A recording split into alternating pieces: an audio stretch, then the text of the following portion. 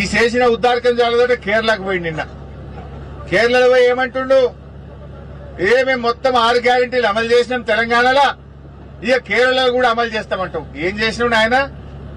SC ఎస్టీలకు పట్టాలు ఇచ్చినావు, ఎస్సీ ఎస్టీ డిక్లరేషన్ అమలు చేసినావు, రైతు డిక్లరేషన్ అమలు చేసినావా, మహిళలకు మహాలక్ష్మి 2500 ఇచ్చినావా, అవ్వా తాతలకు 4000 పెన్షన్ ఇచ్చినవా, రుణమాఫీ పూర్తి చేసినవా, 15,000 రైతు బంధు ఇచ్చినవా, తులం బంగారం ఇచ్చినవా, ఆడపిల్లలకు స్కూటీలు ఇచ్చినవా, జర్నలిస్టులకు అక్రిడేషన్ కార్డు ఇచ్చే తెలివి కూడా అయిపోయాయి నీకు. ఇంకా పోయి కేరళలో పోయి ఎందో మాట్లాడుతుండు. ఇక కూట్ల రాయి తీయనుడట, ఏట్ల రాయి తీయడానికి పోయిండట.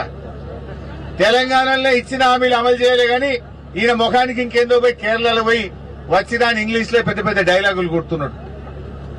ఎట్లా ఉందంటే ఇంట్లో ఈగల మోత అంటే అదేంది కేరళ పోయి పల్లకిలు మోస్తున్నాడు. తెలంగాణలో ఏం జరుగుతుంది మనం చూస్తలేమా? తెలంగాణలో నిన్న అదేంది గ్రామ సభలైనవి. గ్రామ సభలల్లా అక్క చెల్లెలు తిరగబడ్డారు నీ అధికారుల మీద, నీ ఎమ్మెల్యేల మీద, నీ మంత్రుల మీద. ఏమైంది 4,000 పింఛనని అవ్వా తాతలు గ్రామ సభల్లో నిలదీసిను నిన్ను. ఏమైంది మహాలక్ష్మి పైసలు అని చెప్పి అడుగుతున్నారు. ఫీజు రియంబర్స్మెంట్ పైసలు ఎప్పుడు ఇస్తావని పిల్లలు నిలదీస్తున్నారు. నీ 2 లక్షల ఉద్యోగాలు ఏమైనాయి అని గల్లా పట్టుకుని నిరుద్యోగ యువత ఇవాళ నిలదీస్తా ఉన్నది. మొన్న అసెంబ్లీలో తేలిపోయింది. ఇచ్చింది 16,000 ఉద్యోగాలే రేవంత్ రెడ్డి, చెప్పింది 2 లక్షలు కానీ ఇచ్చింది 16,000 అని మొన్న అసెంబ్లీలో మేము గట్టిగా నిలదీసి బయటకు తీసినాం లెక్క. 16,000 ఇచ్చిండు, మోసం చేసిండు రేవంత్ రెడ్డి అనే ముచ్చట ఇవాళ నిరుద్యోగ యువతకు అర్థమైపోయింది. ఇప్పుడు ఇంట్లో ఈగల మోతుంటే కేరళ పోయిన పల్లకీలు మోస్తుంది. నీ ఇల్లే చక్కగా లేదు, ఇక్కడ ఇచ్చిన 6 గ్యారెంటీలు అమలే చేయలేదు.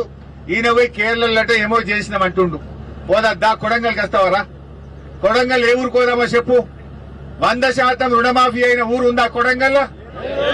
ఏ ఊరు కోదామో రా రేవంత్ రెడ్డి. నీ కొడంగల్లో కూర్చొని మాట్లాడుతున్నా, నీ కొడంగల్కెళ్ళే మాట్లాడుతున్నా, నేను ఎక్కడి నుంచో మాట్లాడతలేను. ఏ ఊర్లో పోయినా ఏ తండాలో పోయినా రుణమాఫీ కాని రైతులు బాధపడతా ఉన్నారు.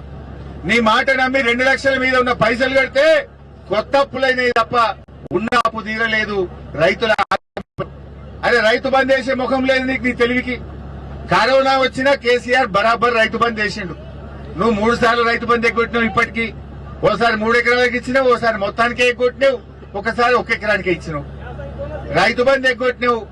పోయిన యాసంగి బోనస్ ఎగ్గొట్టిండు, ఈ యాసంగి బోనస్ కూడా గోవిందనే. ఈ ముఖం ఇచ్చే ముఖం కాదు, అందుకే సప్పుడు ఎత్తలేదు. ఇక ఈ అందానికంటే కేరళలో పోయి నేనేమో ఏం పడగొట్టినావు నువ్వు? ఉన్న రైతు బంధు ఉడగొట్టినావు. ఉన్న కళ్యాణ లక్ష్మికి చక్కగా వస్తలేదు, పిల్ల ఉడితే కానీ కళ్యాణ లక్ష్మి చెక్ వస్తలేదు. బతుకమ్మ చీరలు బంద్ అయినాయి.